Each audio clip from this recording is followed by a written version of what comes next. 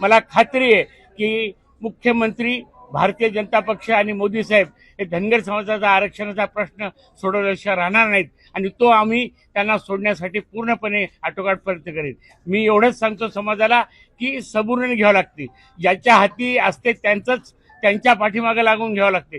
काही विरोधक त्याचा जर बाऊ करतील आणि असलेल्या त्यांना सेवा देण्याचं काम करतील तर आपल्या पदरामध्ये ते पडणार नाही आणि म्हणून आपल्या समाजाला विनंती करतो की संतपणे आपण घ्या। राज्यामध्ये फक्त धनगर समाजाचा विचार जर कोणी केला असेल तो भाजपने केला। याच्या आधी या देशामध्ये कधी लोकसभेचा सदस्य नव्हता, राज्यसभेचा सदस्य महात्मे साहेब होते, दुसऱ्यांदा मला दिलं आणि ते सुद्धा माझी मागणी सुद्धा नव्हती।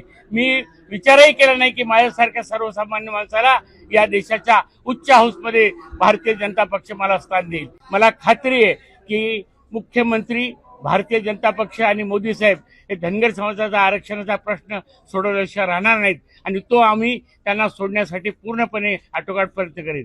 मी एवढंच सांगतो समाजाला की सबुरीने घ्यावं लागते, ज्याच्या हाती असते त्यांच्या पाठीमागे लागून घ्यावं लागते।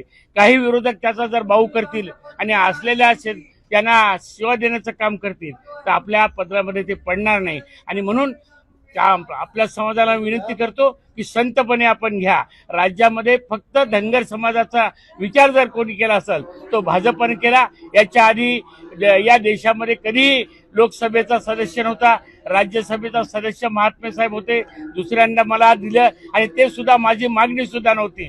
मी विचारही केला नाही की माझ्यासारख्या सर्वसामान्य माणसाला या देशाच्या उच्च हाऊसमध्ये भारतीय जनता पक्ष मला स्थान देईल।